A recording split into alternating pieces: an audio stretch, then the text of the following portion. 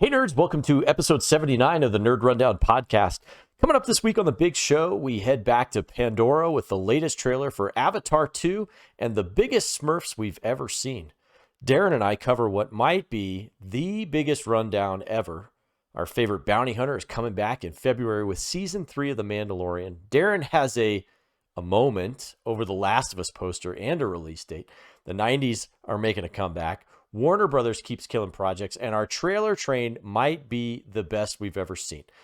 Darren's neighbor, guest host of the show, and our favorite Amazon employee, Bryant Castile, asks about nerds and gang signs. Ready? Hit it!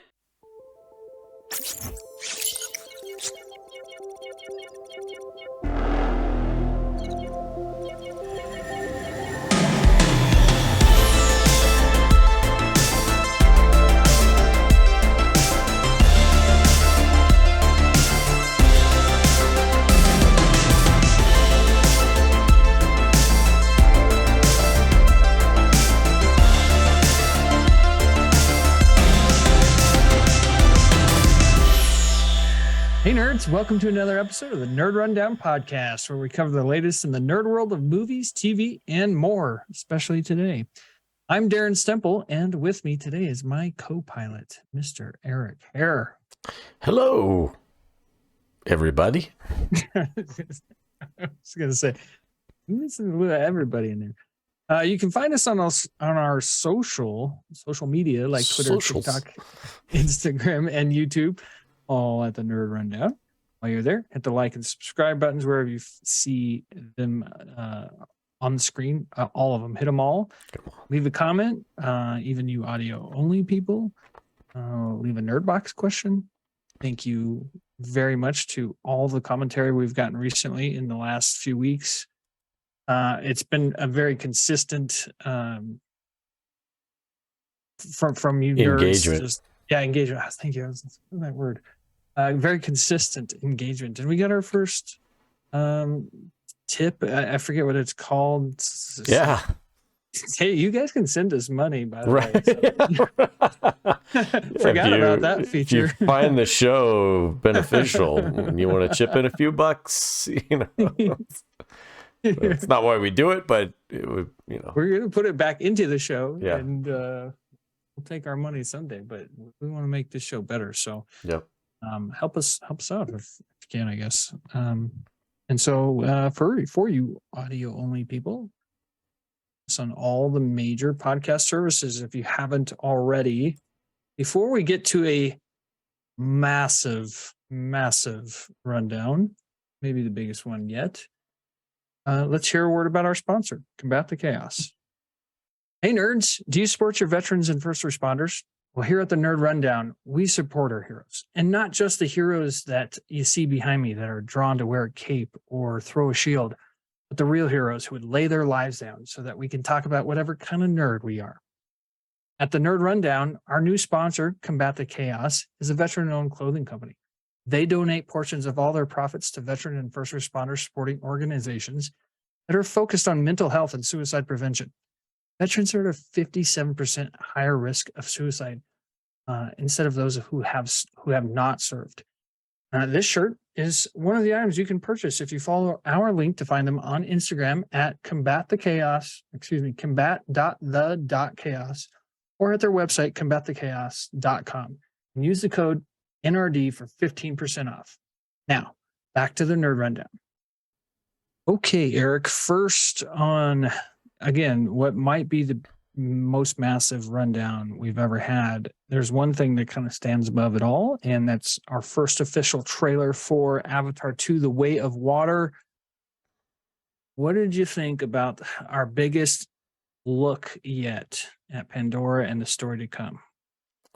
The family and I just recently watched Avatar. The kids were on my case about it. They're like, can we watch Avatar? Can we watch Avatar? And I was like, yeah, you know what? Yeah, all right, let's watch it. So a lot more cussing in it than I remember.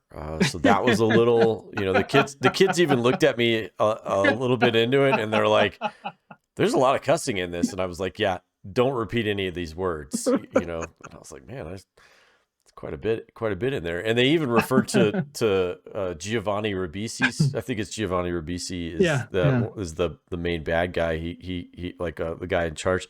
They referred to him as the cussing man. They're like, the cussing man, he does. And I was like, okay. Is it rated R? I don't think so. I think it's PG-13 because I think there's only like one F-bomb in there. And I think that's you only get one. You only get one. And I think that was and I think it was Sigourney Weaver delivered it as she should, but so yeah, the kids really loved it. They loved the movie. We're getting ready to go out to Disney for Thanksgiving this year, and Animal Kingdom has the Avatar ride, and so we're kind of getting pumped up for riding on that. So, but I didn't remember how beautiful that movie was. I really didn't remember how gorgeous all of it was, and the CGI is dated a little bit. I mean, it's been a minute since it came 12, out. 13 years. Yeah, so it's dated, but it still looks spectacular. It really does. And so watching it and then watching this trailer, I was like, man, I'm excited. I'm kind of excited to go back to Pandora. Like I remember watching the first one and thinking, this reminds me of like Dances with Wolves and like every other movie where like an indigenous population gets wiped out or fights back against a superior, one, and Independence Day, all that stuff, like a way superior, thing could just come in and take all you out. But, so anyhow, I remember giving it a little bit of hate for that when it first came out. But having rewatched it several years later, it was really good. And so watching this trailer, I like that I liked that they've brought the children, now the next generation of them is going to be who kind of the focus is on it. I like that they've focused, because the original was kind of focused on the forest and that relationship. Yep. And this one looks like it's going to be more around the ocean, and maybe a tribe of Na'vi that is in the water or is around the water. So I think that's really, really cool. I love that they've brought back Sigourney Weaver as a teenager, if you will. And I think that's super cool.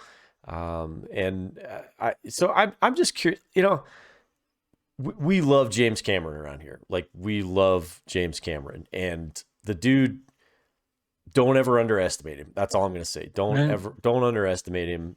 And I think this is going to be spectacular. And my family and I will most likely go see it, right away. So, okay. Yeah.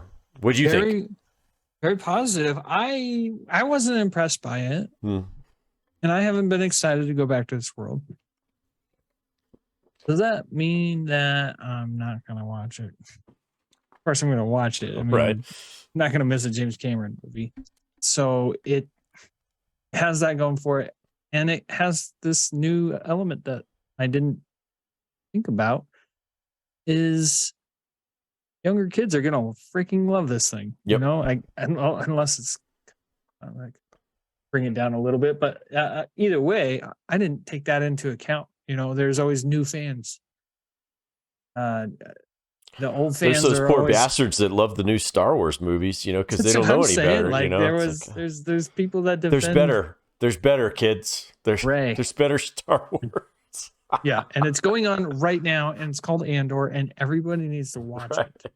Uncle Frank actually said the same thing to me about it today. We were discussing it, and I said, Darren's a little frustrated with everybody on the podcast because none of us are watching Andor.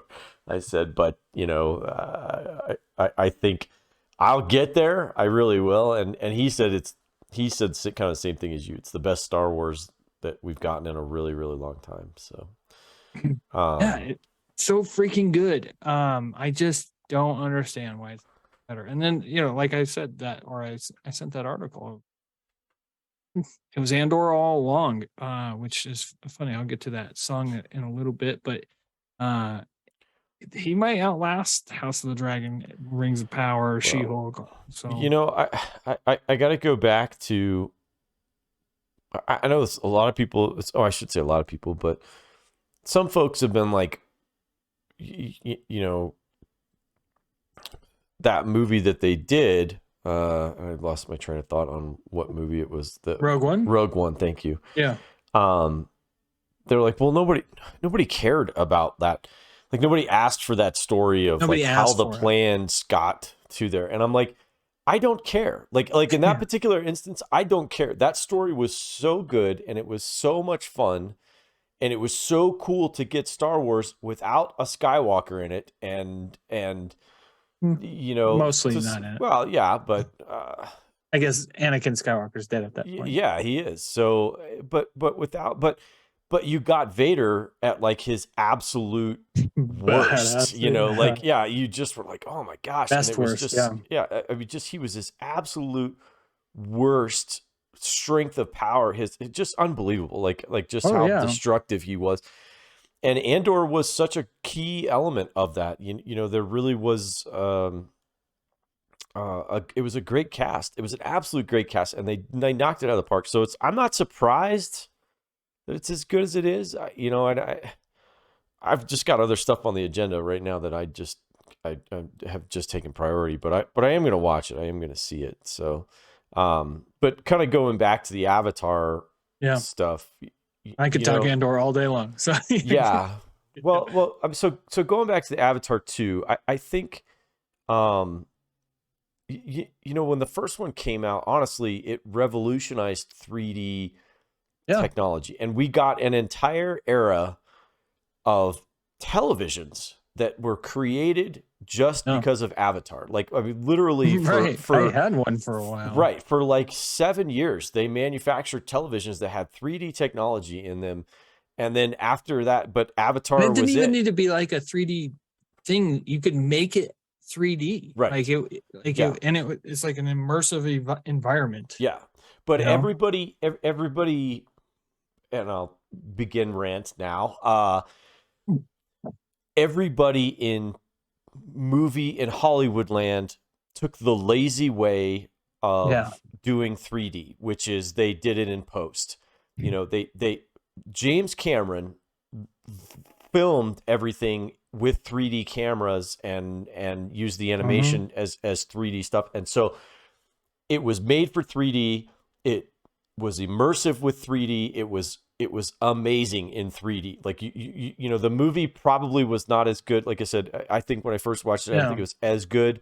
And watching it this time, they could have done better, but I was a little disappointed that I wasn't able to show my kids that movie in 3D, because there's a lot of stuff that you watch it and you're like, oh my gosh, that in 3D is spectacular. And and there was no follow-ons, no major production house followed on with that particular technology, with the exception of animation. And that's because it's easy. But I remember watching Inside Out in 3D, and it was incredible. That whole abstract, that whole abstract thought thing in 3D was incredible. You know, and there was Up, the movie Up, that'd be cool. in 3D was absolutely incredible.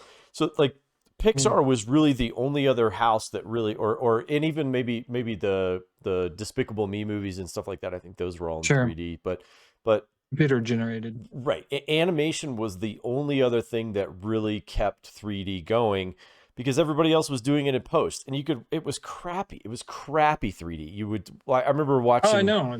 I remember watching the Harry Potter. I think it was like number 7 or 8, and they had the snake.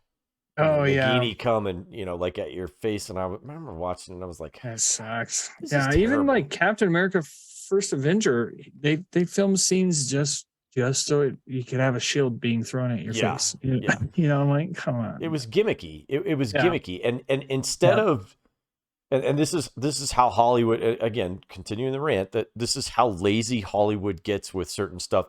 They hop on the bandwagon. Oh, 3D technology, let's get on that bandwagon.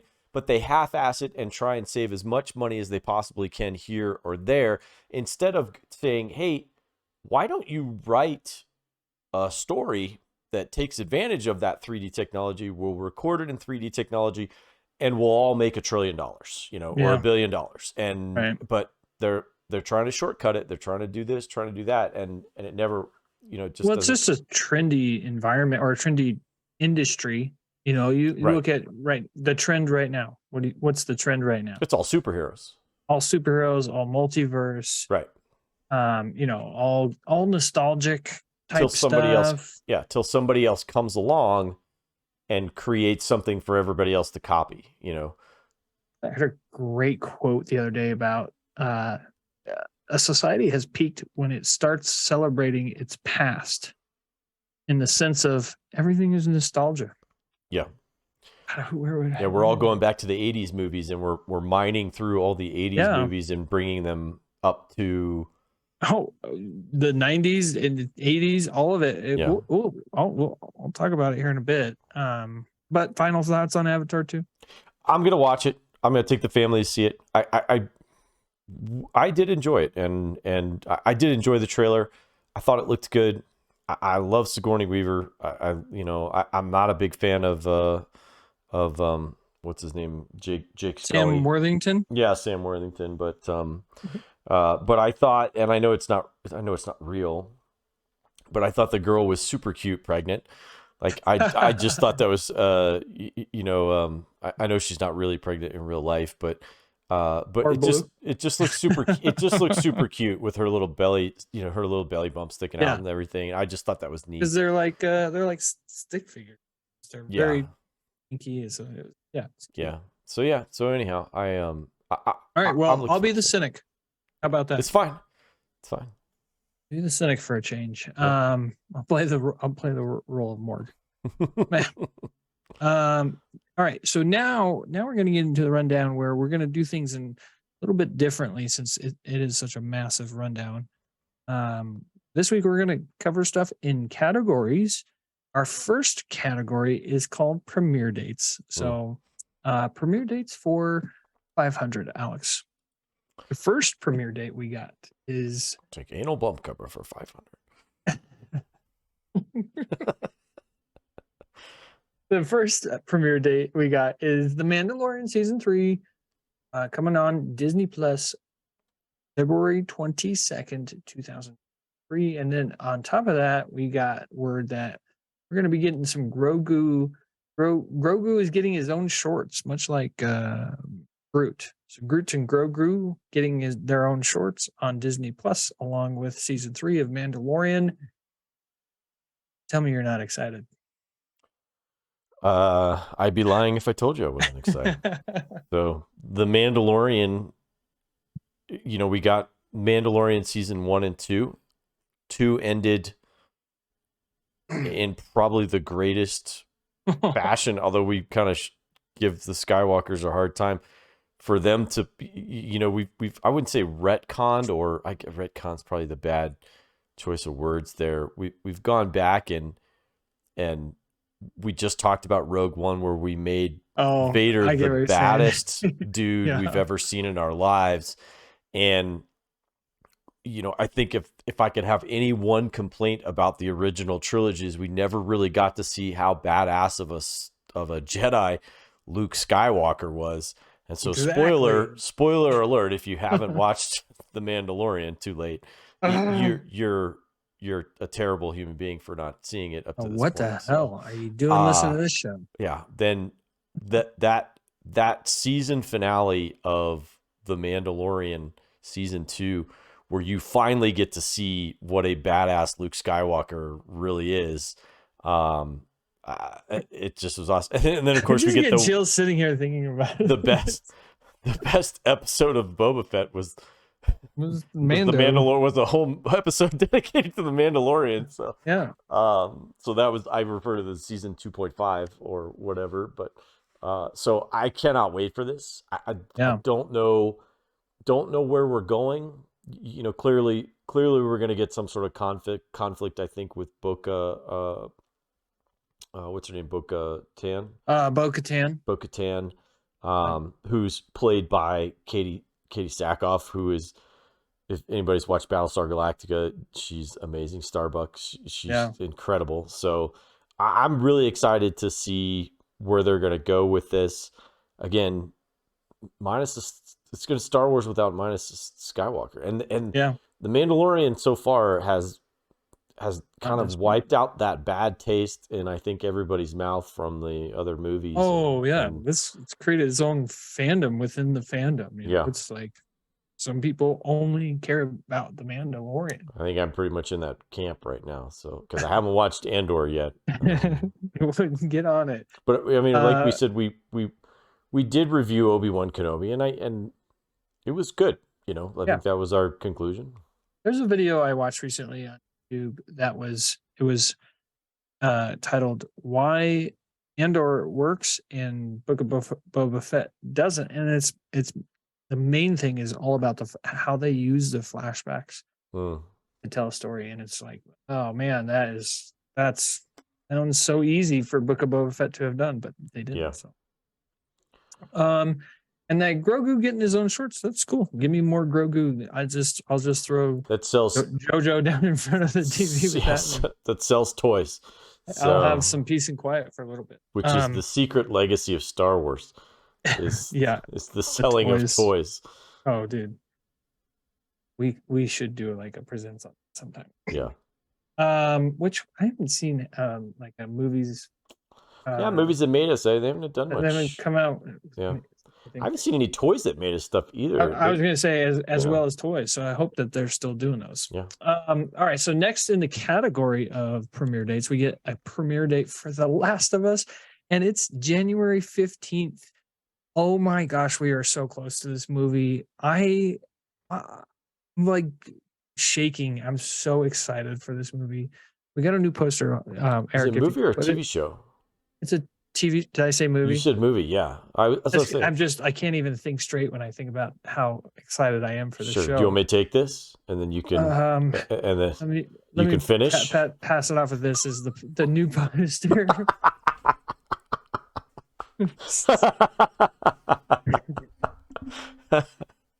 Nice.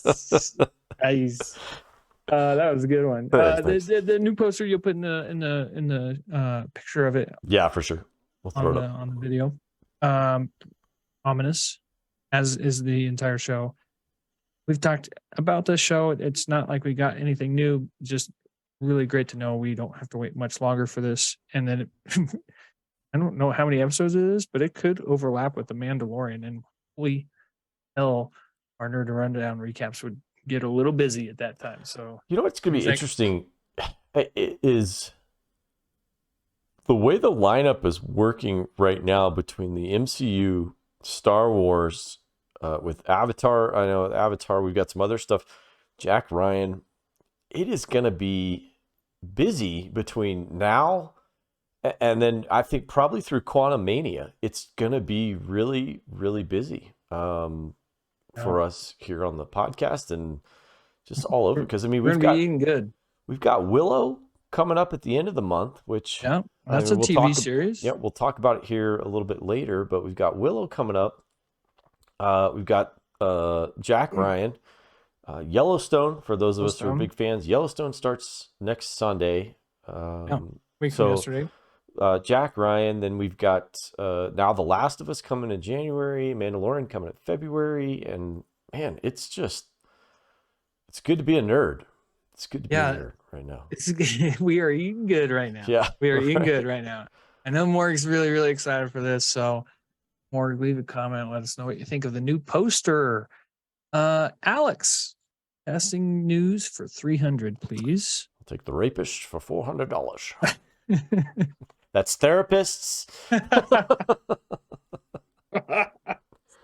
one of the best. That's one of the best ones. That's my Sean Connery, just in case you couldn't. No, that's really good. Yeah. That's also really good. Will Ferrell as Alex Trebek. Thank you. He says therapist. Therapist. Big week for Agatha Coven of Chaos.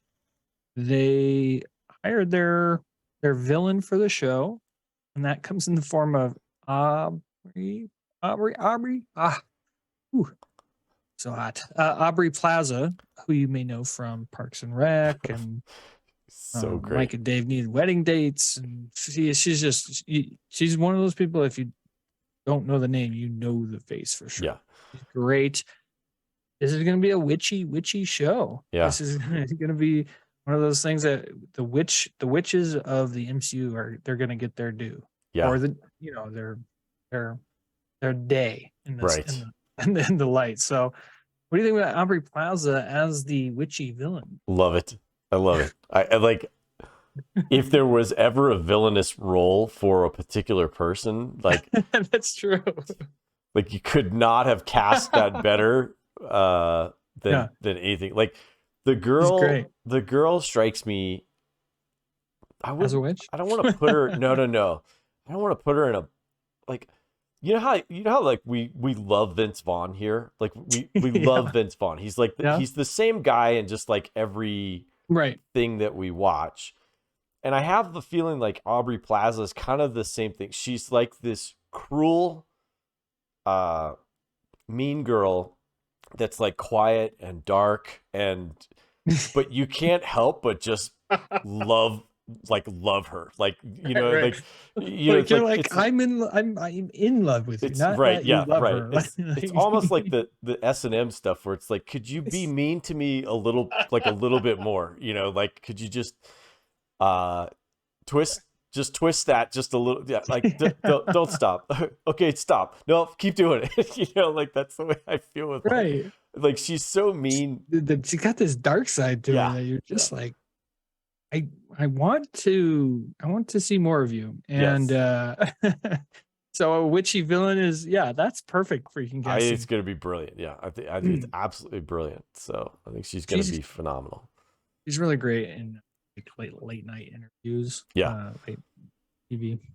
All she's so right, so then deadpan. She's so I know dry and so she's so deadpan. dry. Which is my absolute favorite I love. type of comedy. Like, I I was just just love it. telling that to the number one fan of the show, Denise Stemple. Yeah, How that I love dry humor. Anyway, yeah. next in this category of casting news, but also just overall news for the show of Wonder Man. It's been rumored that we're getting a Wonder Man TV series from the executive producer Daniel Destin Crichton, who directed Shang-Chi. He's going to direct Shang-Chi 2. He's also going to direct Avengers Kang Dynasty. So he's a guy Marvel's got their fangs into.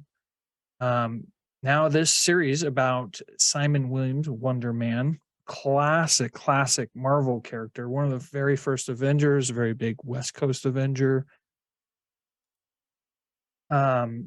This is an opportunity for the MCU to really dive deep into a deeper genre, and it could be like they could almost do a reality series with this.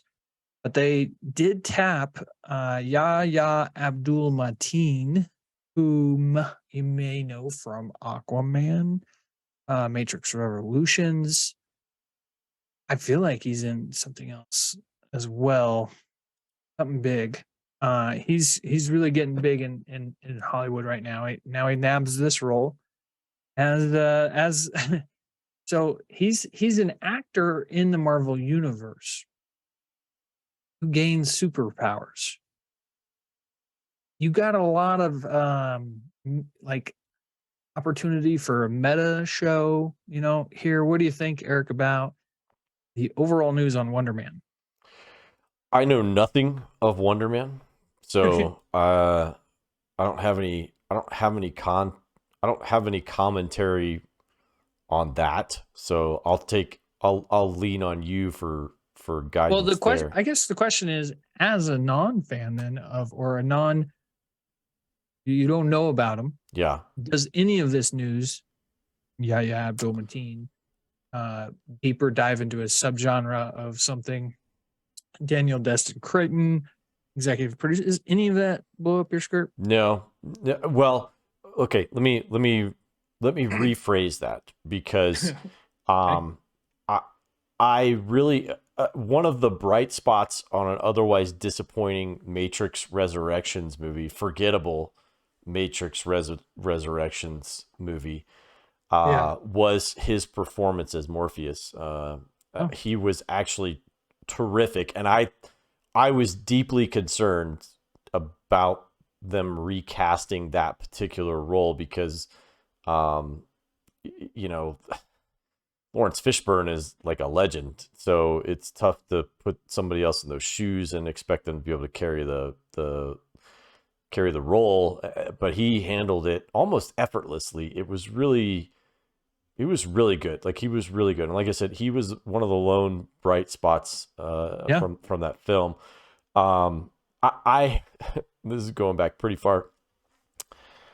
I remember him in the Baywatch movie because he had really good rapport with The Rock. Like they and Zac Efron, like the three of them had like a great, like kind of rapport and stuff. So Yeah. so he was really good in the Baywatch movie. And again, if you haven't watched the Baywatch movie, severely underrated as a film. So Well, and then I thought he was good in The Greatest Showman too, but he didn't have a ton of stuff in that one. But I haven't seen him in any of the other stuff. I haven't really watched. let me add one wrinkle to this. Yeah.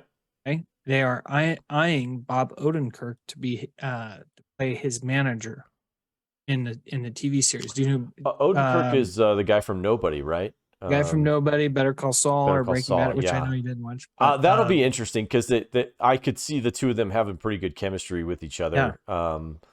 Where he could be kind of the straight guy, and maybe Yaya could make life difficult on him, or yeah. just be. He's gonna make life difficult on just about everybody. Yeah, he could be a handful. I could just see him being a handful. So yeah, so I don't know anything about Wonder Man, so I'm not really sure.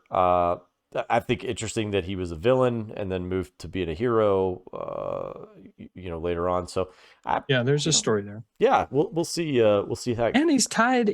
What's really cool is he's tied to the Scarlet Witch and Vision. Like, Simon Williams' mind gets put into the new Vision in the comics. When he becomes White Vision, he has Simon Williams like brainwaves. Careful with that.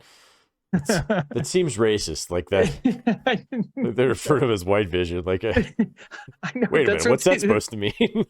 That's actually what he's called. Yeah. No, I get it. In the show, he showed up as the as a White Vision, but it just feels really. It feels wrong. It feels wrong to say that. And just know it's Paul Bettany on the other side of that white.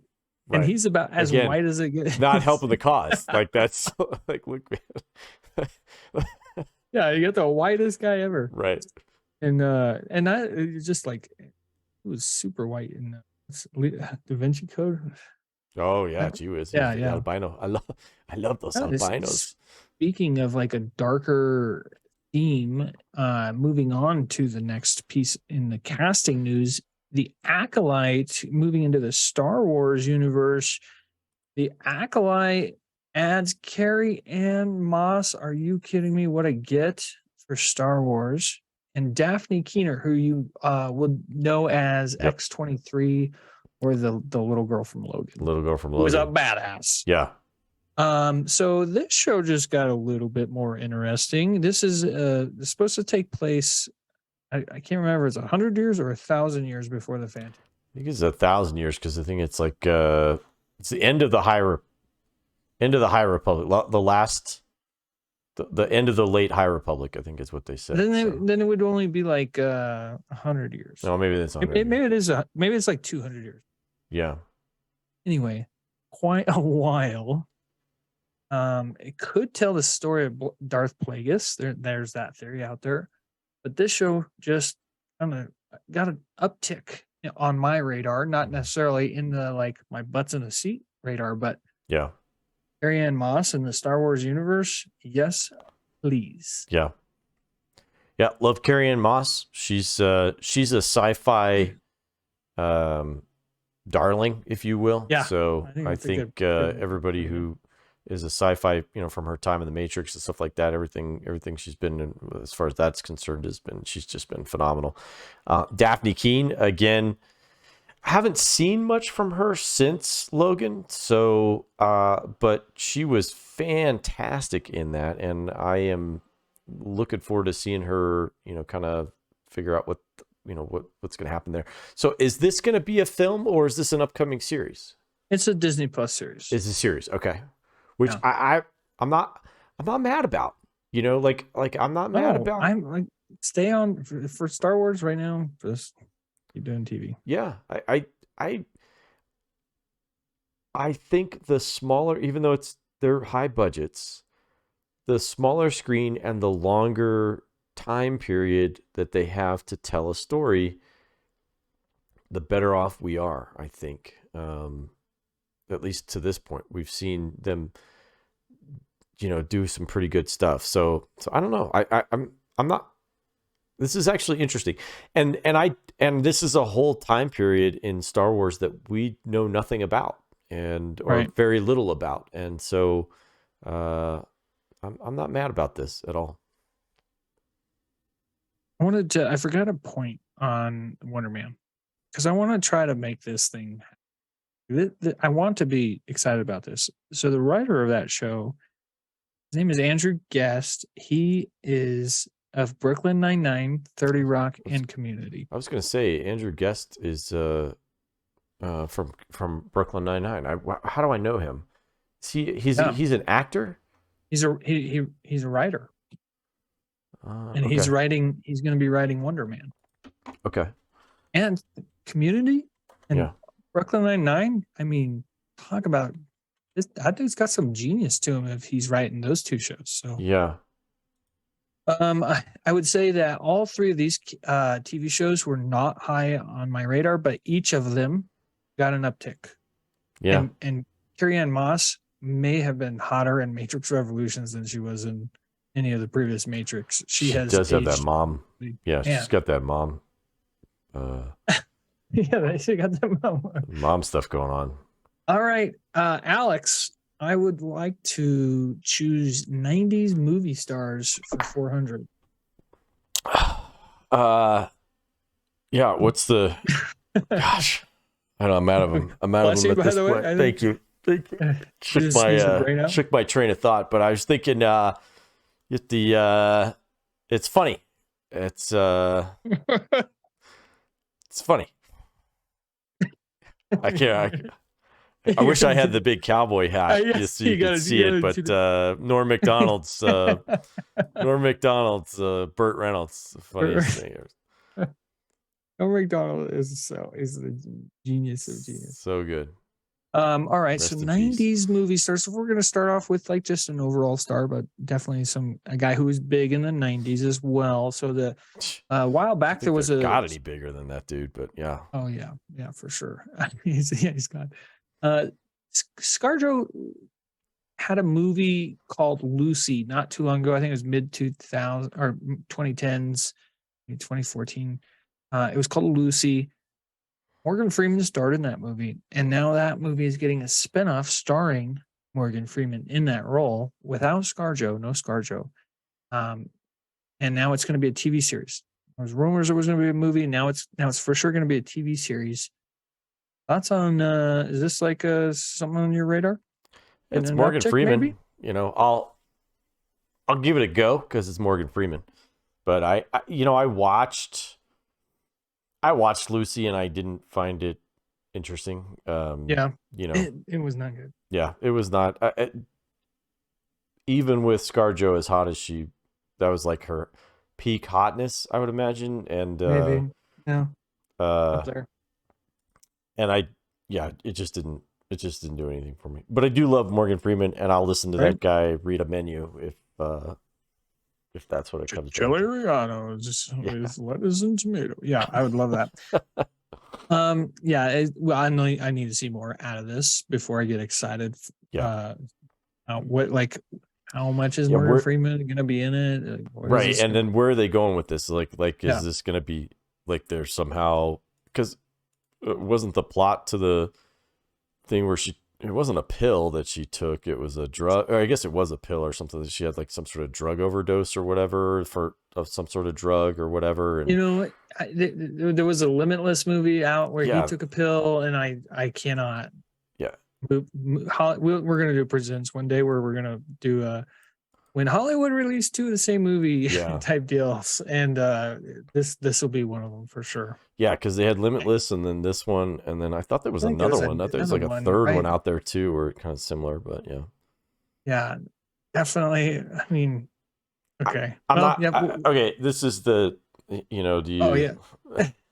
This is where I am. I'm sideways with this one. I'm Okay, like, I it don't. could go. I could go either way. Yeah, I This is don't. like nothing news to me, but Right. cool. I like Morgan Freeman. I like Morgan Freeman. Maybe in the same vein, here with this one, we get a news that Jean-Claude Van Damme is returning to the big screen, and what he's calling his passion project called Darkness of Man. Mm-hmm. And it's got a great synopsis. So let me read this synopsis and then we'll see what your thoughts are. All right. An Interpol operative who takes on the role of father figure to Jaden, whoever Jaden is, they don't tell Is that me. a boy? Or is that a boy's name or a girl's name? The son of an informant killed in a routine raid gone wrong. Years later, Hatch finds himself protecting Jaden and his uncle from a group of merciless gangs in an all-out turf war, stopping at nothing. Protect Jaden, again, of course, and fight anyone getting in his way, including supposed allies with hidden agendas and nefarious intents. Mm. Did Jean-Claude Van Damme spend the last 20 years just writing this passion project? And I'm going to write the craziest story ever. Yeah, I mean nobody's ever done a movie. I mean this is groundbreaking stuff we're talking about here. Like nobody's ever done a movie where an older guy feels obligated to protect someone that maybe he had some sort of I'm going to go out on a limb here and say that JCVD's character somehow probably got his father killed or whatever. And so now he feels guilt that he's watching over this, this particular kid and his uncle or whatever. And I don't know. You could just see him like, nobody's going to see this coming. I tell you. I know I'm French, but I would like to play Interpol. You really should have just stopped at Time Cop. Yes, just right. stop at Time Cop. That would have been a good swan song. And he's more of an 80s guy, like with Kickboxer and Bloodsport, but he had late some big 80s, 90s. early 90s, yeah. He had some big 90s movies with Street Fighter, which wasn't a good movie, but it was a big movie. Yeah. And Time Cop was great. He had what was that one down in Louisiana? The Nowhere to Run, or what was it? Yeah. This reminds me though. I'm gonna have to go through it. I'll go through it real quick. We'll find it. If you want to watch just one of the greatest trailers of all time, go watch the Clear and Present Danger trailer. Holy moly. Watched that the other night, and I ended that trailer and I was like, I wish they made trailers like that still. Yeah. It's incredible. The music, it like tells this whole story within the trailer. Yeah. And it may be better than the movie. Like I was gonna say, the movie it wasn't terrible, but it was kind of a snooze. Like there was a lot, but that book was gigantic, man. That book was gigantic. It was. Yeah, I mean, how many locations are in it? Yeah, it's quite a bit. It's a lot. All right, so wow. Here we go. So, hey, we like to nerd out here on the Nerd Rundown. And, one thing I do like to nerd out about is another 90s action star. Well, hold on. I guess if you call it Underworld. Hold on. Am I missing some? Yeah, hold on. So I'm going to go through this real quick.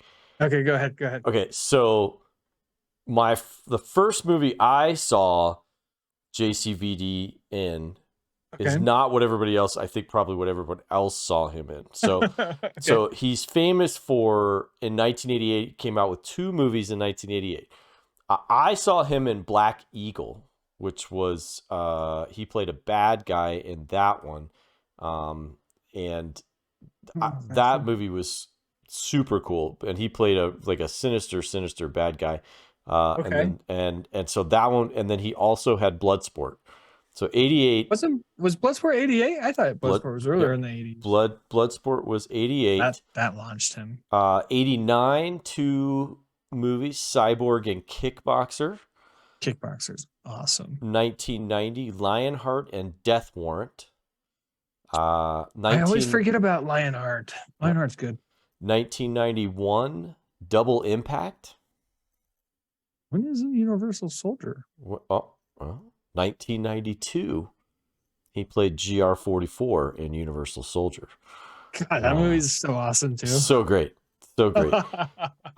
He then moved to 92, he had, or 93, he had Nowhere to Run. That's the one down in Louisiana. No, Nowhere to Run takes place. I don't know where that one takes place, but he's like a farmland. There's like a widow or something like that. He's like responsible for or something like that. But okay. Yeah. So anyhow, and then we got. Here, let me skip back here. Hold on a second. I lost my spot. 4. Yeah, so 94 we had Nowhere to Run. We're coming up on the one 95. you're looking for. Yeah, the one you're looking for. Hang on, sorry, I lost my spot here. I clicked on the damn thing and yeah, I've gone to the wrong place. So okay. Well, I'm trying to think when Street Fighter was too, because Street Fighter.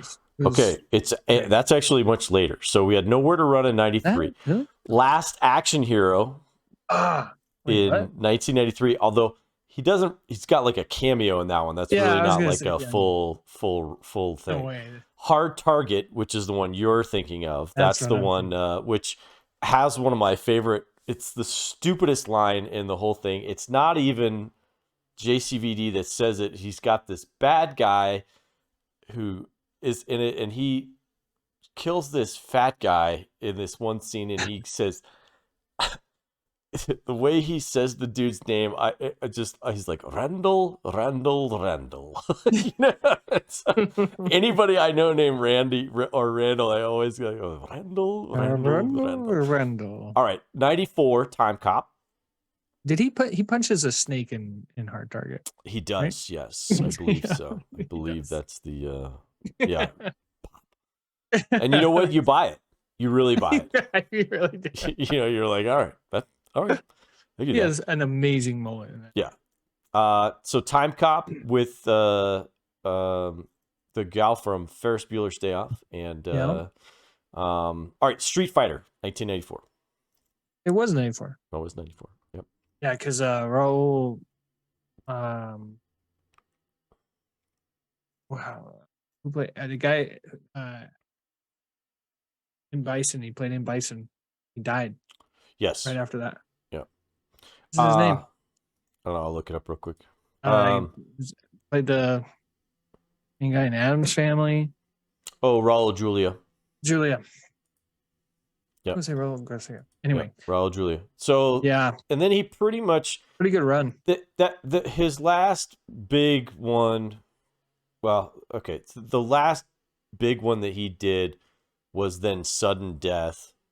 Oh, that was one of my favorites. Actually, it actually was pretty decent with Powers Booth as the bad guy in that one. That was 96. That was 95. Yeah, 95. So his name is Darren in that movie. That's funny. And he's got a kid. His kid is like a big hockey fan, right? Isn't it? Yeah, he's one of those kids that's like, I'm gonna smack this kid if I ever see him. Yeah. Yeah, like you kind of hope that he doesn't make it. You know, like right. I don't really cheer for kids to buy it in a movie most of the time, but that kid, right. You're like, yeah, you know, if he doesn't make it, throw him in that wood chipper thing. Yeah, so I think that was it for him. I think the cherry on the top of his career, he probably should have just retired at this point, was he did have a cameo on Friends in 1996. He had a really great cameo on Friends. So actually, yeah, he probably should have just stopped there. He was in the Expendables 2 and 3, I believe, maybe just one of those.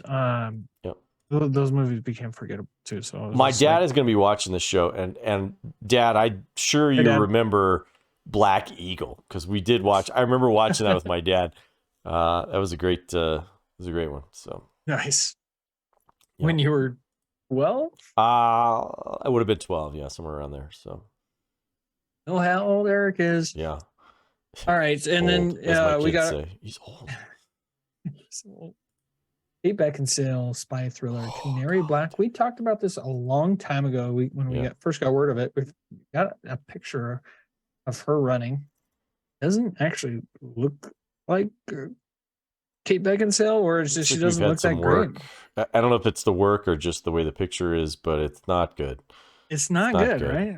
Yeah. It was like she looks like there's a an actress who plays like a lawyer in every show, and I can't think of her name. But she looks like seriously like not a good picture of this woman from the 90s, like Underworld, Pearl Harbor. Those were some really great movies in the night. Yeah. Is it Underworld? Underworld might be early Mm, 2000s. I think it might be the 2000s Underworld stuff. It'd be 99, but Yeah. either way, growing up with Kate Beckinsale has been a good thing for me. Yeah, she was super hot. Like, I mean, super hot. Yeah. There's like hot, and then there's like. She might be the hottest she's ever been in Pearl Harbor. She's gorgeous in that movie. Yeah. Yeah, she's pretty. So we got a full. She's classic beauty. Yeah, yeah, she's pretty good looking lady. I'll put the picture in the show so you guys can all see how it looks. Yeah. But yeah. Let us know what you think. Yeah. It's we'll see. Got enough. Listen. I'll watch anything Kate Beckinsale. So we'll see. We'll see you will. if we get any more of her in this spy thriller, which also has a pretty. Listen to this synopsis. Calls a top CIA operative, Avery Graves, who's Kate Beckinsale, whom is blackmailed by terrorists into betraying her own country to save her kidnapped husband. Cut off from her team, she turns to her underworld, no pun intended, context to survive and help locate the coveted intelligence that the kidnappers want. Betrayed at every turn, she must rely on her cutting-edge training and her primitive fighting skills in a deadly race to deliver a ransom that could trigger a global crisis. Holy crap. I'm out of breath reading that. Sounds so exciting. Why is everybody at the CIA such a badass? Primitive fighting skills? Most CIA people they sit behind a desk and just look at pictures all day. So unless you're Jack Ryan. Yeah. I don't know, man. Like, she's 40, she's almost 50 years old. Like, she's born in 73, so she's so she's proven to us she can do action, like I don't need to see her in this kind of I don't saving the world stuff. I don't know. Yeah, I don't know that this is congruent with where she is in life, like I don't know.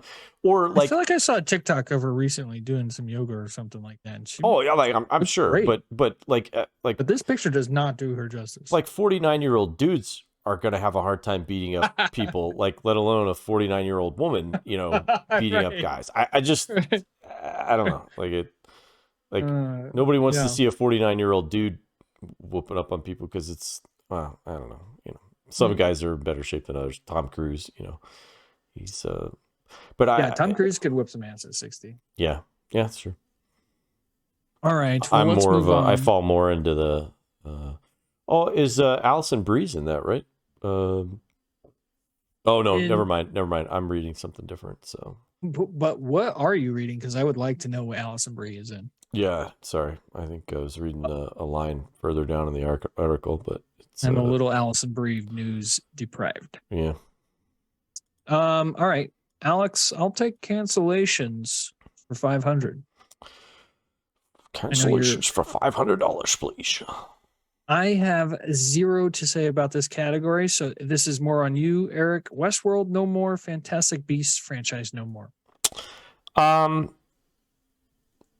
So Westworld probably should have wrapped up after season 2, or they should have. The last 2 seasons have just not been great. They really haven't. The first 2 seasons were spectacular. They really, really were. That first season was terrific. Like, it was really terrific. And the second season was really, really good. The third one felt, I don't know. It just felt weird. It just didn't go right. And this 4th season, you could clearly see they were trying to set up a 5th season, I think. And and I had read that they were, and this is the interesting thing about the WB stuff, the Warner Brothers and all this Discovery stuff, because this is all fallout from that. Is they even said, like, we're not going to make stuff just for the sake of making stuff, and which I'm not upset about that, but when you're that close to the goal line, like, let's just see if you can. I was thinking that same thing. You could see, let's just see if you could get a 5th season out of it, but like, how much money would you really lose on that? Just finish the story. Finish the story out. So I'm a little disappointed in that, but the first 2 seasons of that were really, really the best. The Fantastic Beasts stuff, I have never, and I'm a Harry Potter fan, have never cared about these at all. Like, not even the first one. Not even the first one. I did not watch. Wow. I have not watched any of them, and I have no desire to watch them. It's not that I'm uninterested in the wizarding world, if you will, because that's what they, kind of plug it as, is like the wizarding world of, like, the MCU wizarding world. Right. And it's not that I'm not interested in those stories, but I just, the Fantastic Beast stuff just never resonated with me. Like, I just, that was not something cool. I would like to see badass wizards fighting badass wizards, and give me a Voldemort origin story. I don't know, man. It just the Grindelwald and Dumbledore fight. It's lore, but it's like, let's go further into the lore instead of, like, I'm familiar with Dumbledore. Like, I know who Dumbledore is. I don't want you to cast him as a young Dumbledore, because it's not going to be the same Dumbledore that I know from the other ones. And just that you've fallen in love with. Yeah. Right. Just leave that character alone. And there's plenty of other, like the Han Solo kind of. Right. Yeah. There's plenty of other people out there that you could tell stories from and find it. So I don't know. All in all, don't really care. This one, to me, I know this probably sounds terrible, but kind of follow me through this. With the Westworld, I'm disappointed that we're not going to get a 5th season for that, even though I've just got done complaining about 3 and 4. So I would have liked to have finished that series. Yeah. The Fantastic Beasts stuff doesn't bother me in the least bit, because I know that they're going to take the money that they were going to do with that series, and they're going to reinvest it into the wizarding world somehow, because that is a cash cow that they're going to continue to dip into. So I'm perfectly okay moving away from a franchise series that I had no interest in whatsoever, and maybe moving on to a series that I might have interest in or want to have an interest in and stuff. So I'm really not upset that got canceled. I'm really not. I think we're okay. So I do have a take, and I feel like I agree 1000% to you. Like, it sucks when you finish the story on Westworld. Fantastic Beasts, I'm going to apply the Star Wars dilemma to it, and say that like, we don't want any more Skywalker stories. Okay, so there are so many other characters in the Star Wars lore that we would like to see stories about, and I'm sure that applies to the wizarding world as well. So there's more stories to be told. You don't have to just keep mining the same Fantastic Beast part of the world. And I'll tell you this, we're all a nerd in our own way, and we nerd out about whatever we want. And one thing I've been super nerding out about lately is lore. And I think it got ignited from... It's a great podcast, by the way. Sorry. Yeah. There's a podcast called Lore. It's really, really terrific. You should listen to it. I might get into that, because I don't know if it got, like, ignited by having both Game of Thrones and Lord of the Rings on at the same time. But I've been digging into the lore of Tolkien and the world of Middle Earth, and it's actually called Arda. That's what it's not Earth. It's called Arda. Middle Earth is a continent. I am, holy cow, loving digging into this world of Tolkien that he built. It's so massive. Yeah, it's pretty dense. am getting entrenched in these videos and just like it's like a TV show where I'm like excited to move to the next episode in the series. And I'm like, I can't stop listening to this guy tell me about the history of Lord of the Rings and how unbelievably massive that world is, that lore, how deep it is. It's incredible. There's so much potential there as well. Yeah. Anyway, rant over. Well done. Alex, I'll take video game news for $200. $200. First up, we have EA, otherwise known as Electronic Arts. They're coming out with an Iron Man video game here soon, and it's the first of a series of 3 video games that they will make, each with a different titled character. So Iron Man's up first. I'm not sure you'll play these, Eric, but you know, who do you think might be the second and third character? Knowing that Spider-Man is in the Sony Insomniac universe. Yeah. Well, I think they'll probably follow the movies as much as they possibly can. So you'll probably get Iron Man initially, because that was the first one that they came out with. And then I would probably figure that the next one would be Captain America. And then perhaps the third one would be a Hulk.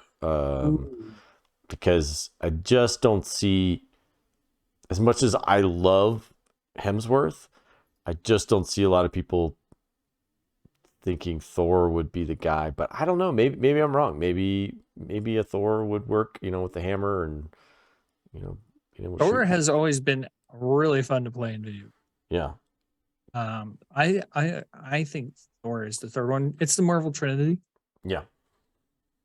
Doesn't mean that those are the 3 biggest. Yeah. But when, you know, DC has their Trinity, Marvel has their Trinity. Yeah. Because it honestly, it's Hulk, Wolverine, and Spider-Man for popular, or at least classic popular. But I'm excited for this because EA also they're doing the Star Wars games, The Last Jedi or Jedi Fallen Order. Whoa, almost gave praise to The Last Jedi there. That was close. Careful. So they did a really great job with that series, and sequels coming out on that one soon. So I'm looking forward to it. Really, really excited to see Iron Man in a video game, like done well. So very excited for that. Next is a John Wick video game is in the works. You think that could be a successful video game? I don't know.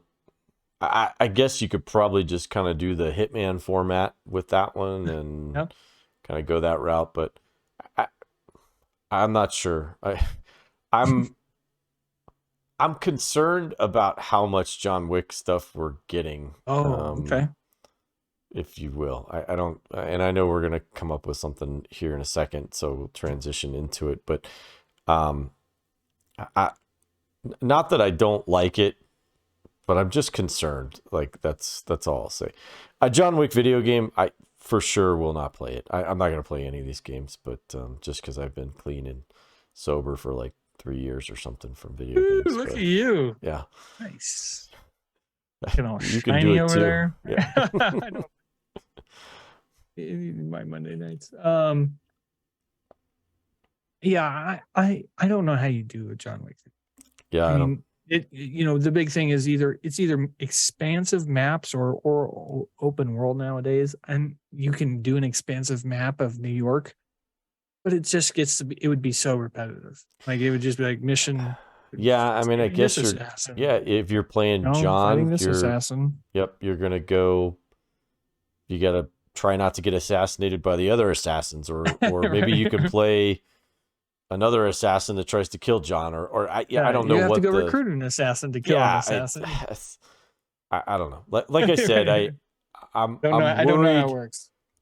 I'm worried that we're dipping too far into the well of John Wick, maybe too quickly. So, well, let's transition segue. Sure. Right? Yeah. So that is an interesting question, considering that this week the John Wick spinoff Ballerina singular, starring Ana de Armas, who you could probably like. who's had the best year? Ana de Armas, Michelle Yeoh.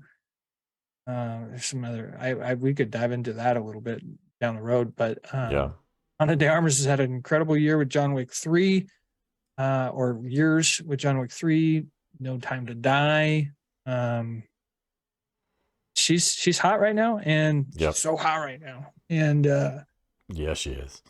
this could be like I agree. Like a video game could be digging too deep, like the dwarves in Moria dug too deep.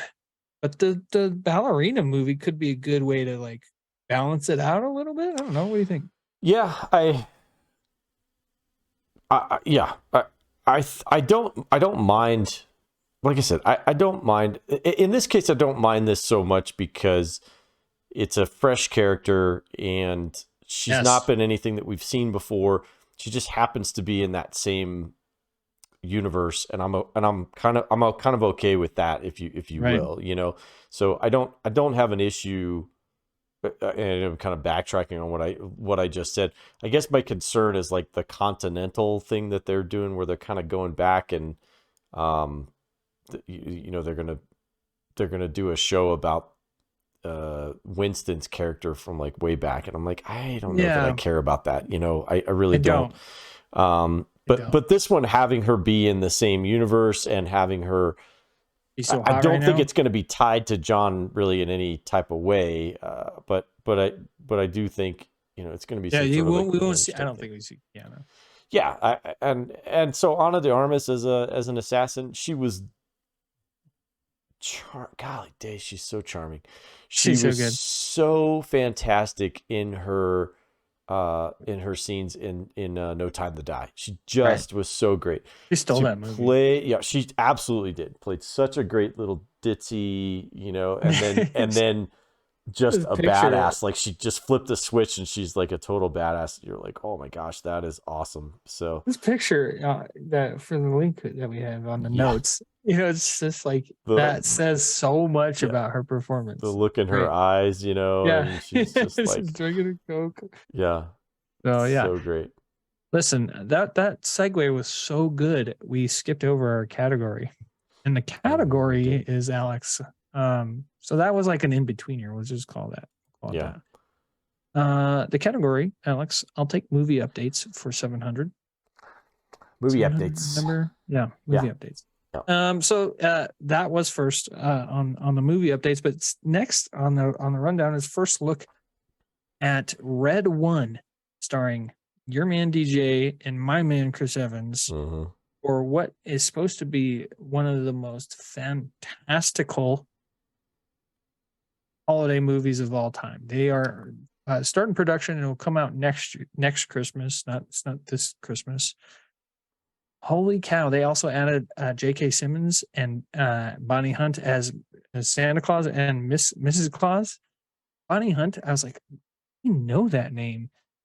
Googled it and I was like, oh my gosh, she's the mom in Beethoven and Oh yeah, Bonnie Hunt's great. Yeah, like yeah, I knew her from somewhere. She's so, the voice of what is it? The doll in Toy Story. Yeah, Bonnie's little doll that's in there. Yeah, Bonnie Hunt's amazing. So yeah, she's great. Yep. So classic 90s Yep. Actress. So she's gonna be Mrs. Claus. J.K. Simmons as Santa Claus. All day, give me that.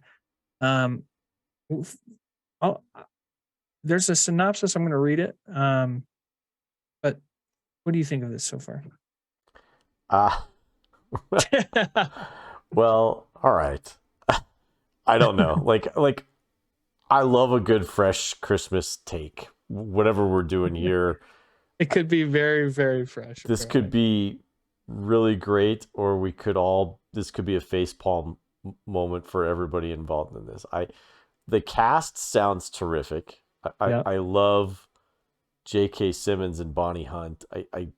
I'm excited about. The DJ and Chris Evans stuff looks the picture of DJ looking very DJ-ish. Looks pretty red and green. Yep. Red and green superheroes. Yeah, it's like some sort of like And Evans looks like special he's ops. straight out of 2003. I was gonna say Evans looks like he's probably a dad to some kid, or whatever, and they're maybe teaming up to do something. I don't know, but And he's a handsome guy. yeah, they look fantastic. Listen to this. This is from the producer Hiram Garcia. He said, "The movie is very much Hobbs and Shaw meets Guardians of the Galaxy meets Miracle on 34th Street." He added, "It's going to take holiday mythology and turn it on its head. Really, it's hard to find another Christmas movie to even compare it to. I don't think there's ever been anything done like this in that space, which is always very appealing to us. We're really excited about it. Amazon's been great, so Amazon's helping out. Okay. Goal is, knock on wood, we're hoping to have that ready for December 2023. So not a synopsis, but like a kind of a rundown, Yeah. if I may, on it from the producer." To be completely frank, as much as I love DJ, I'm worried. I'm concerned about this one. I'll just say that. So I'm concerned about this one. It does. I mean, I think you have every right to be concerned. It does also is going to have Lucy Liu, Christopher Hivju, who is Tormund Giantsbane in Game of Thrones. He's great.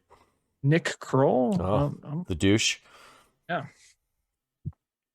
It's not funny. I know you always bring that in. Anyway, listen, I love holiday movies. We've talked about this, and then we're going to be talking about it a lot more as we move into the holiday season. Give me some holiday movies.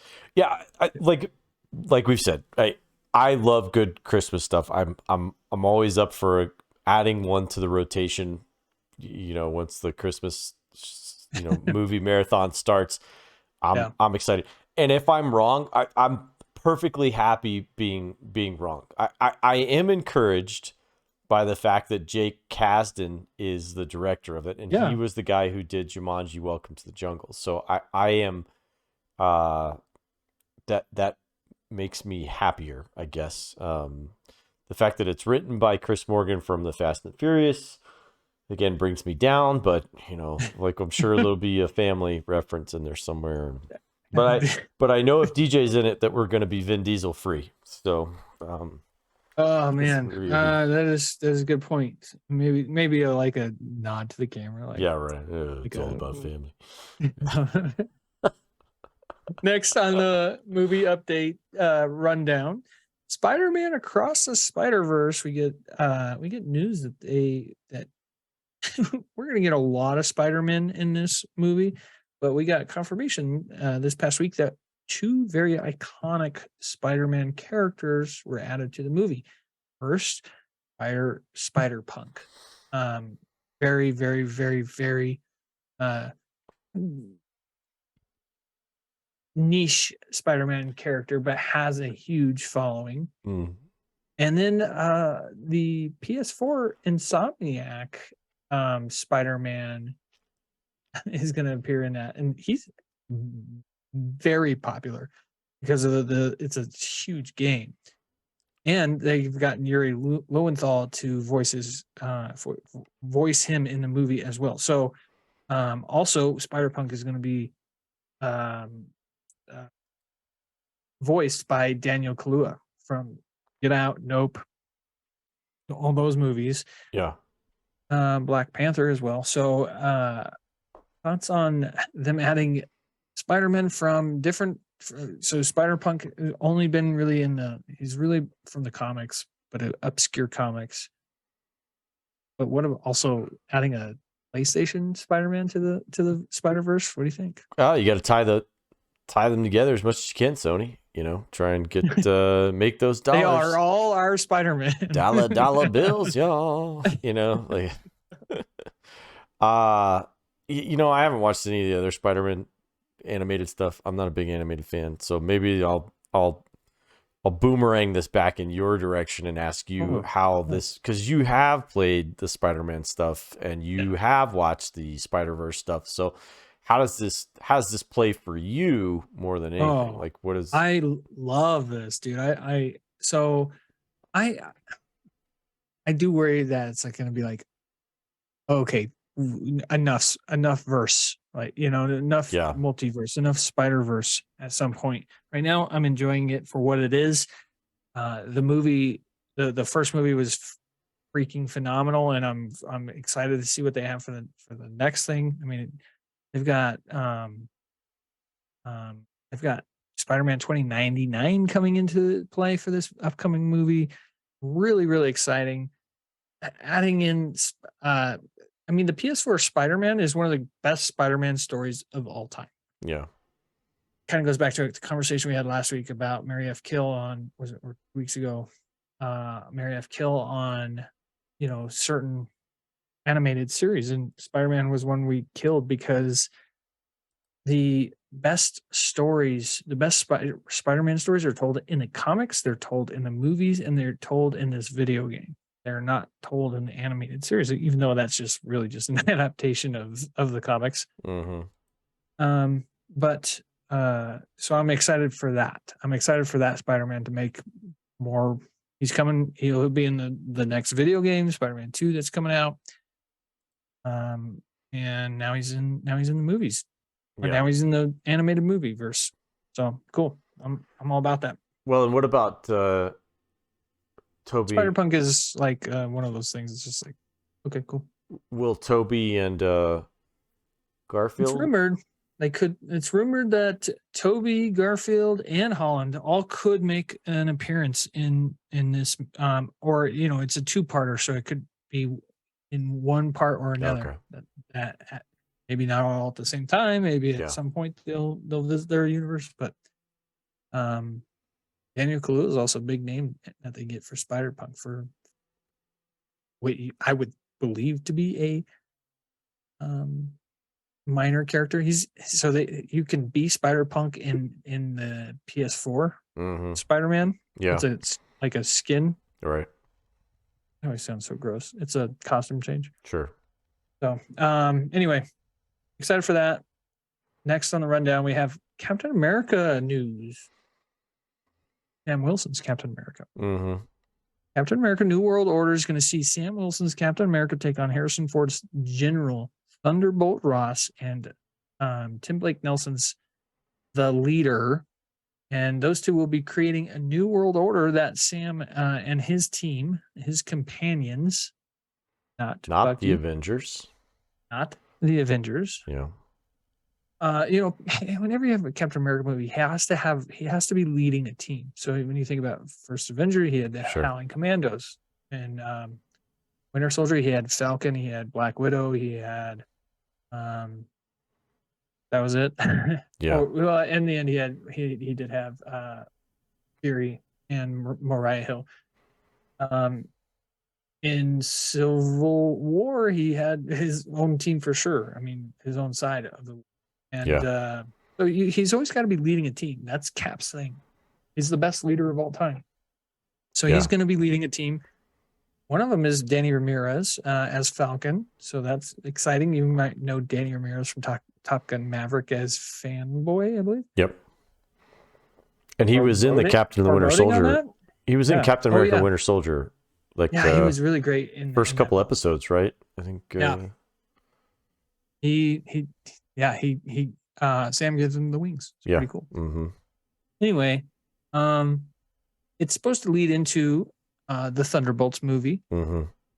And it's supposed to possibly set up a World War Hulk movie. So I explained World War Hulk and Planet Hulk a while back, and I actually mixed them up. I flipped them. Planet Hulk is when Hulk is on Sakaar and he wins the Gladiator, and then comes back and declares war on the world, send him away. So I had it flipped. That's the real way it goes. Anyway, thoughts on Cap 4 and all those details? Yep, I'm in. So it's I'm not gonna dive too deep into this. The synopsis sounds great. I think what'll be interesting is, they're trying to paint, I guess they're trying to paint Sam Wilson and them and I guess against Thunderbolt Ross or whatever, but I guess he was on the bad side of the Sokovia Accord. So He's a criminal right, to Ross. right. So Ross is gonna do, what he thinks is right, even when it's probably not right. So yeah, we'll see. It's gonna let Harrison Ford be a grumpy old guy, which is He's not good gonna be a at. stretch there. So I think the secret sauce, or the secret, not so secret, but the this is really going to kind of lean on Tim Blake Make or break it? Nelson's. Yeah, I think Tim Blake Nelson's the leader is going to be the real villain here, and as we always know, the better the villain, the better the film. So and The leader's such a good villain too. I'm so excited to see the leader. Well, and Tim Blake Nelson, gosh, you can't help but like underestimate him, because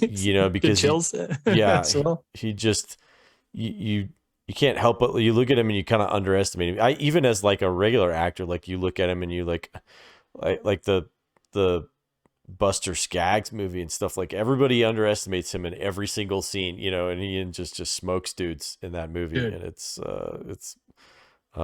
pretty amazing. So I think they'll definitely play into that. They'll definitely play that somehow. Hopefully. Hopefully. So I'm excited. This I wouldn't say this is the best news of the whole rundown, but it's up there. It's up there for sure. Yeah. I mean, just getting any kind of news on a Captain America movie is enough to get me excited. Yep. And you throw it in there that he's facing off against. I mean, this is why they had to recast him. Yeah. They had too big of a plan to move on. Right. Yeah. To rewrite. So yeah. Alex, TV updates for 300. Please. I know we've already had a lot of TV updates, but not in this vein, where we get news that Friday the 13th prequel series Crystal Lake is in development. At first, it was reported that they didn't get to use Jason Voorhees or his mask, which a lot of fans were upset. They're like, how are you going to have Crystal Lake TV series without Jason Voorhees? Right. I mean, I could not care less about this because I will not watch it. Not because it scares me, just because, again, I'm going to mess that dude up. He comes into my house. So, what do you think about this news? The Babylon Bee has a video that they did recently, where it's like it's if veterans were in charge of horror movies, Okay. and so this veteran guy like invites over all his other veteran buddies, and they all bring like their AR-15s and their shotguns and all this other stuff, and they're like taunting guys, and there's a scene with a dude dressed up in a Voorhees hockey mask and stuff, and they shoot him in the junk, and there's like, oh, he's got the spotting scope out, and he's like, oh, you were a little low on that one, and he takes his eye away and looks over and he goes, was I? Anyhow, the Babylon there was Bee a video not too long. It was pretty long ago. It's like, I feel like early internet days, maybe early 2010s, where it's like these group of guys are sitting on their couch, and all of a sudden, like, the alarm goes off, and it turns into this like Home Alone style.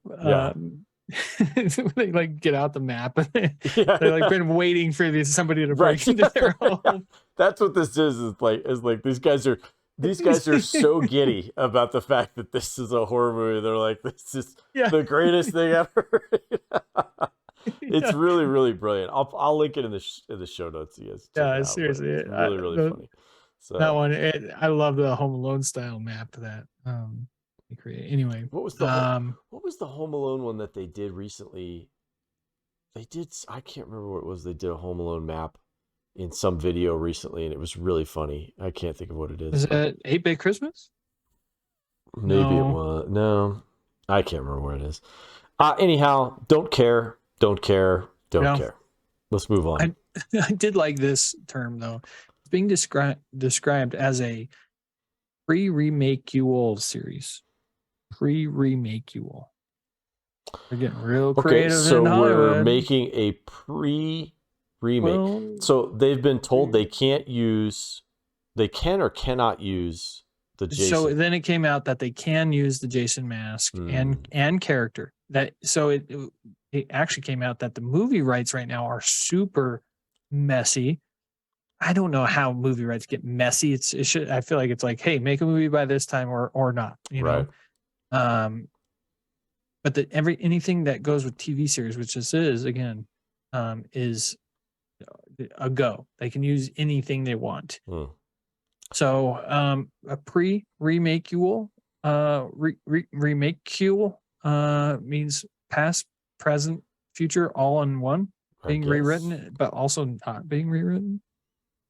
Oh, it's exhausting. Mind blowing. Yeah, that's exhausting, and I still don't care. So yeah. Move along. Trailer train for Daily Double, Alex. Daily Double.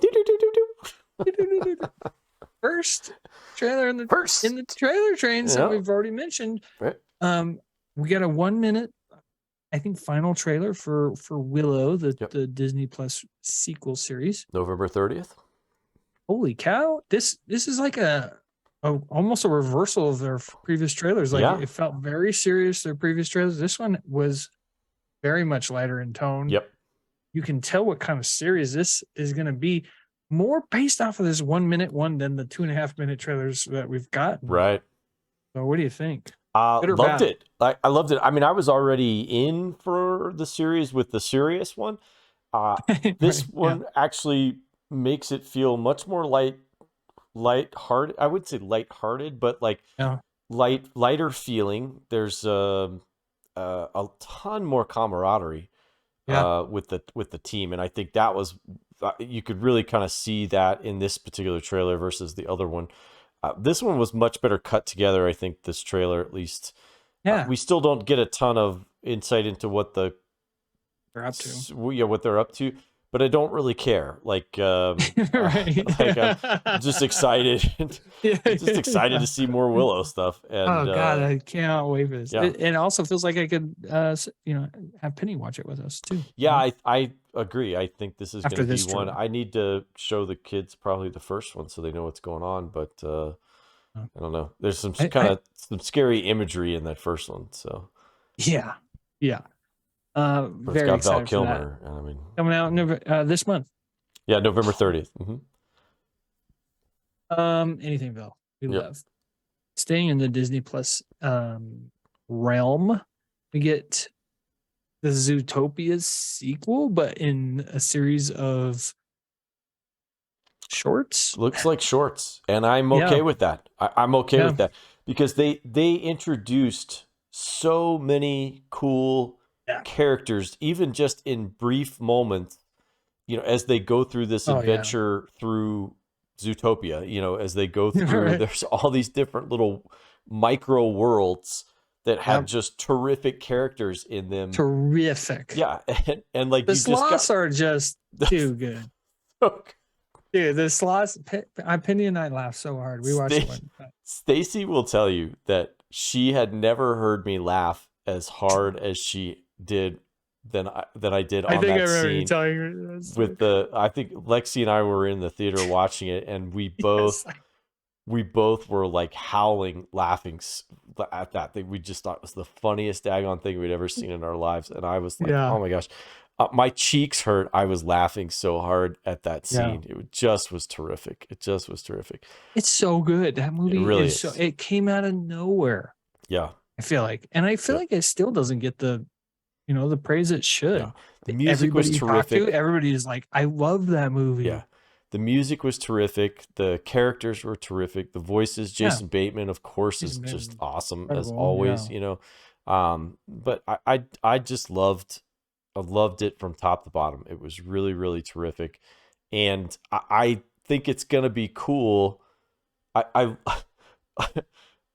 although I hate them in real life, I think the most intriguing was the Real Housewives spoof that they're doing with the mice. Yeah, with the mice, yeah. So I thought that was I know. hilarious. But you're Yeah, gonna they get, all look good. yeah, you're just gonna get a ton of the Duke of Weaselton, uh, Duke of Weaseltown, which is The Godfather of I should probably be more prepared to list them all, but yeah. just go watch the trailer. Yeah, go watch the It's trailer. on It's YouTube. really, really good. It's Zootopia Plus. Another thing with a plus on the end.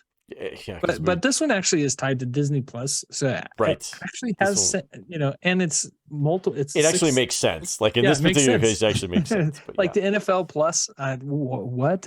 Right. What are we doing? Stop what are we it. doing, guys? Yeah. I think Spirited is Netflix. Is it Netflix or is it Apple Plus? Oh, Apple Plus. Yeah. Okay. So at least staying in the streaming world, Spirited, starring Ryan Reynolds and Will Ferrell, got their big official trailer for it. Even though I feel like we kind of knew what it was before, since it's a remake of a classic Christmas Carol tale. Right. But this one does give us a bit more context and insight into the movie. And I think I laughed out loud at the Zootopia trailer like 3 or 4 times. I laughed out loud at the Spirited trailer like 3 or 4 times. For sure. Yeah. It was terrific. So funny. Yeah, it was terrific. It really is. And surprisingly, it's not Will Ferrell. I should say it's kind of surprising that like I am laughing at Will Ferrell. A lot of his scenes are really, really funny, but there is more in this trailer that is funny without Will Ferrell, and some other. Or even stuff, there's some non-Ryan Reynolds stuff that's funny, like when Octavia Spencer has some good lines. I love that woman. She is terrific, and are we talking about the same guy? Yeah, right. Yeah. Funny. The HR, the HR line the HR had me rolling. I laughed so hard. Are you texting HR right now? If you work in a corporate world, you don't laugh at that. Right. You're HR. Yeah.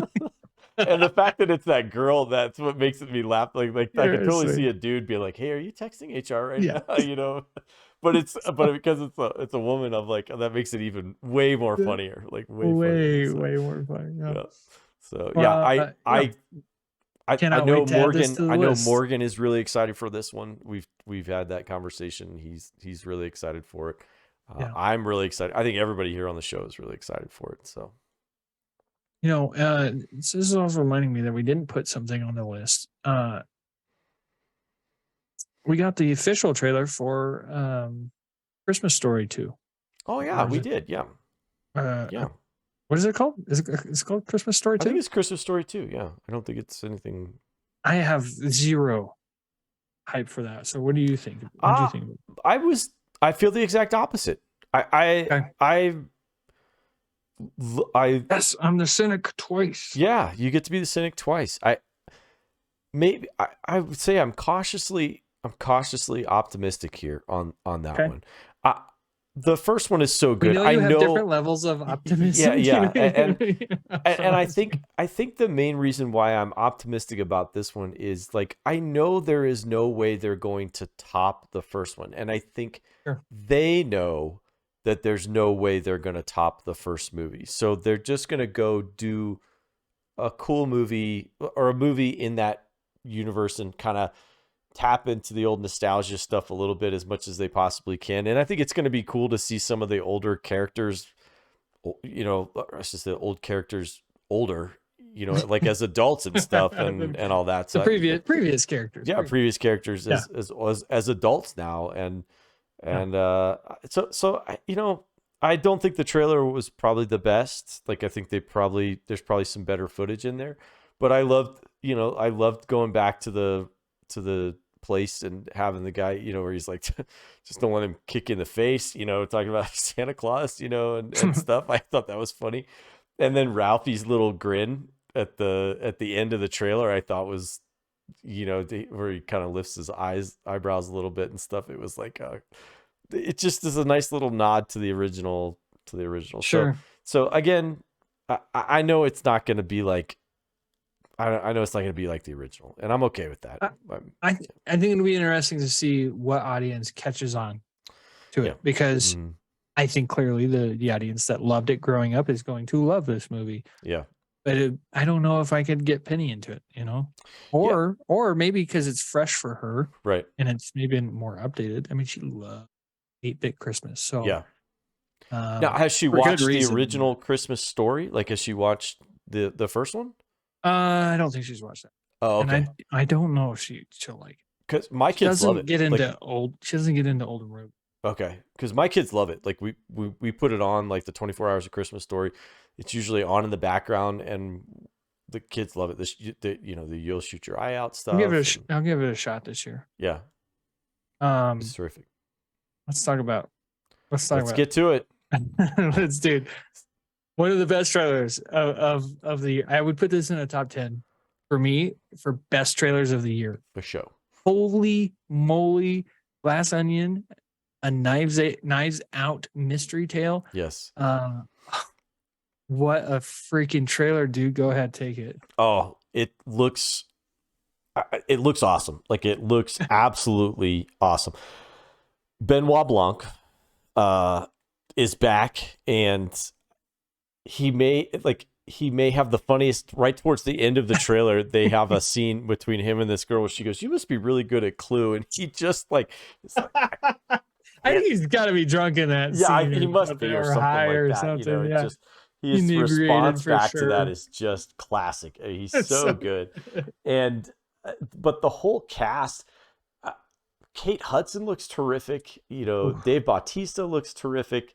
He looks so funny in this. They all just look really, really good. Edward Norton looks really fantastic. I think the whole cast, just top to bottom, just looks spectacular. Like, it really, really does. And we got a little bit more insight into.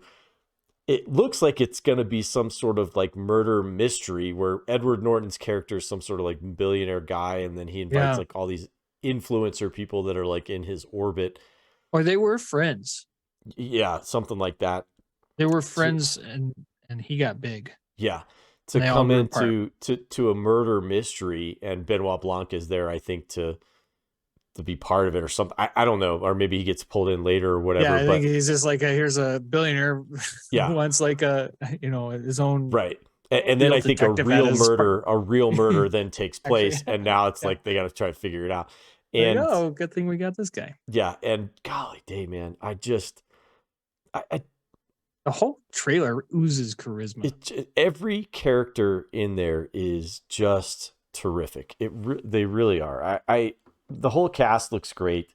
I like the setting. I like the setting. Yes. It's like in a Greek. It looks so beautiful. It's like a Greek island or something like that. I think is kind of what it seemed like. But yeah, just the whole thing, man. I was not excited after the first trailer. I mean, I was, because it's like it's gonna be good. Yeah, but it wasn't like the greatest trailer for me that got me like jumping out of my seat. Right. This one, I mean, it like literally we at the end of this year we should do a top trailers episode, or at least segment, because this was awesome, man. We've got some really good trailers though this year. Yeah, for sure. Can I just say, is it Monet? Is that how you say her last name? Janelle Monáe.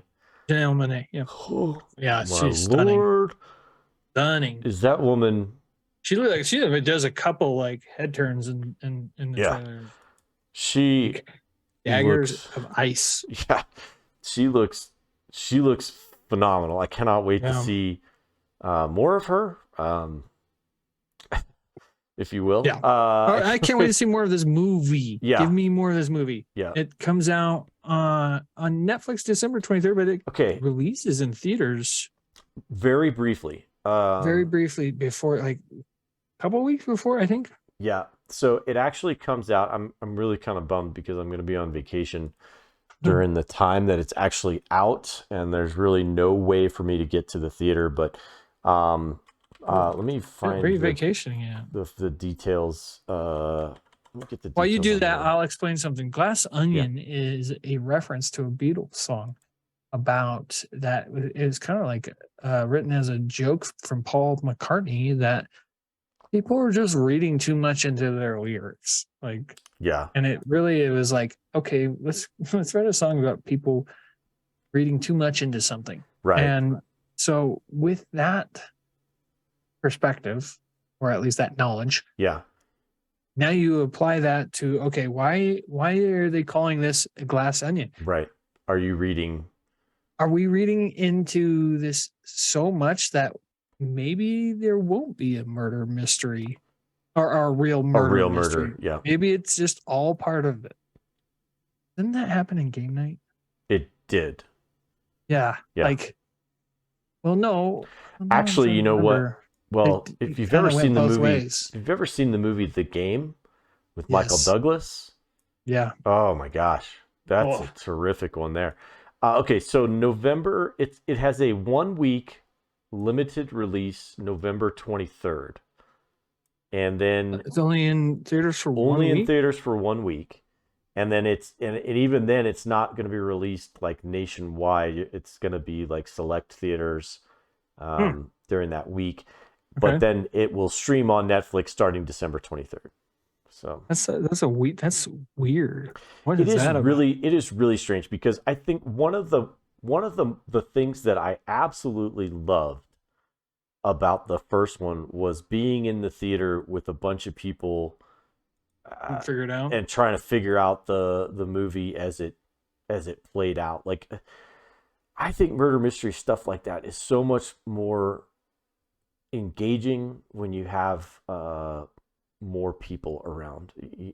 Just I don't know. It just I agree. Really cool. It just is really cool stuff. I just found out that now I just accidentally clicked off of it.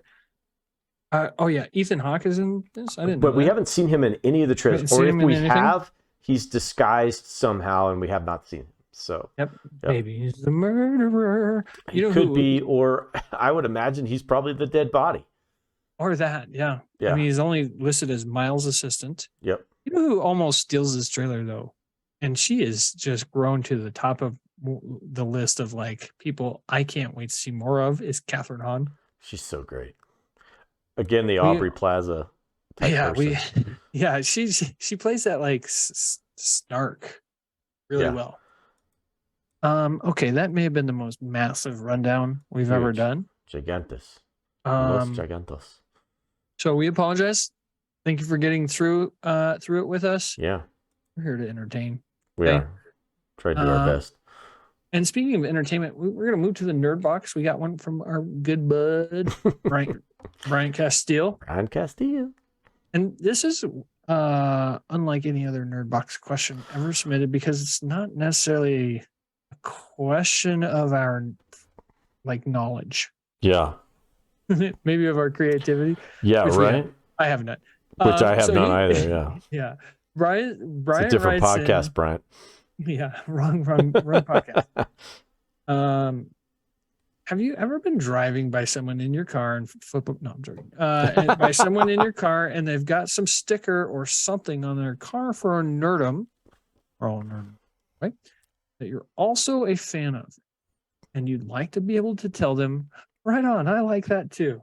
Well, I think you should invent something similar to a gang sign or a hand sign language, so that we can flash each other in the car to tell other people what nerdum we're fans of. He says, please invent some for us. I mean, the person you need to speak to, Brian, is my dad. He's really good at coming up with handshakes. And he's really creative. He got all the creativity and he passed 0 down to me. So thanks, Dad. But thanks for nothing. Yeah, thanks for nothing. No, but seriously, thank you, Dad, for everything. Right. First of all, phrasing. Are we just done with phrasing these days, Bryant? We don't flash people in our cars. Okay, that's how you get put on certain lists. Careful. Yeah, that's where restraining orders happen, and. Yeah. But yeah, I mean, and this kind of harkens back to a conversation we had about like certain tattoos we'd get.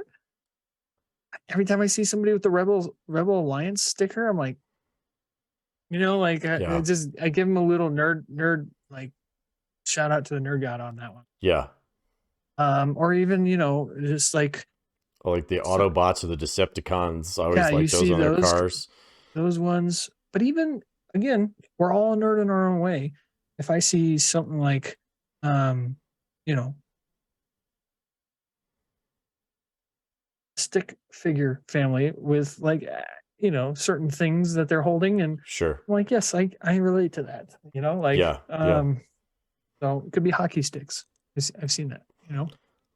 Well, I told that story about when we were coming back from Grand Junction, and that girl had the Raptor pickup truck, and Yeah, her license plate was Clever Girl, and she had a couple of yeah. Jurassic Park stuff on there, and I was like, dang, that is super, So super cool. I don't know what gang symbol you would use for, you know, I don't know. Wait, Just do that claw, yeah. Yeah, do It's that like, claw thing. just tap it on the window or something. I don't know. Yeah. I don't know. The Star Trek, that's the one great thing about Star Trek is it has its They do own have that, I built-in, know. yeah, its own built-in gang sign. So, you can roll that way. I mean, like, you could pull out anything and you could just be like, vroom, vroom, yeah, vroom, and people know what you're doing. I think with one of my favorite TV shows and movies is the Firefly one, but Yeah. I don't know how you would do that for like the brown coats or whatever of that one. I don't know how you Yeah. could do that one, but that's got a great stuff. But yeah, there's You have somebody with like a Dharma Initiative sticker on their back, and you just roll up to them, you roll your window down, and you go, "We have to go back." we have to go. Maybe it's just saying something. It's cool. Yeah. You gotta yell it to them. Yeah, Brian. you do. And you want your nerdum known to that person. You gotta yeah, you gotta go big. It's good stuff. And what's funny is like there's so much good stuff out there that when you come across something really clever that people have put on there, or a sticker that they've put on, some stuff is like pretty overt. They just put a sticker on the on our car recently that's Punch It Chewy sticker, and which I think is just fantastic. It's really, really cool. But yeah, there's all kinds of ways to say your nerddom. Well, maybe soon enough. I know Meg's hard at work in the Wonka factory on getting stickers so that you can throw a Nerd Rundown sticker on the back of your car and let them know what kind of nerd you are. You're a Nerd Rundown nerd, which is maybe the best kind of the umbrella nerd. Everything falls underneath. Right. Falls underneath that. Interesting question, Bryant. I don't know that we necessarily answered it, but yeah, well, I'm not sure you can, because it's subjective, but yeah. I sometimes wonder where your brain is at, Bryant. Just go tell them. Just go yell out your window. They'll understand. To hell with anybody else. Yeah, seriously. Some sort of catchphrase in there somewhere. Yeah, just there's a lot in there. I'll stop there. Yeah. But oh man, we haven't had one of these hour and 45-minute shows in a long time. It's been a long time, yeah. I really enjoyed every minute and second of this one, Eric. A lot of news. A lot of I was stuff. putting this thing together and I was like, this is going to get overwhelming. Could have done a two-parter. Special two-parter. Special double jeopardy. It's double jeopardy and right. Second round or something. Anyway, I had a great time talking about this with you, buddy, and let us know from this massive rundown, what was your favorite part? What are you most excited for? Oh man, if I look back at this, it's obviously for me going to be probably The Last of Us. Gosh, that's got to take the cake for me. Yeah.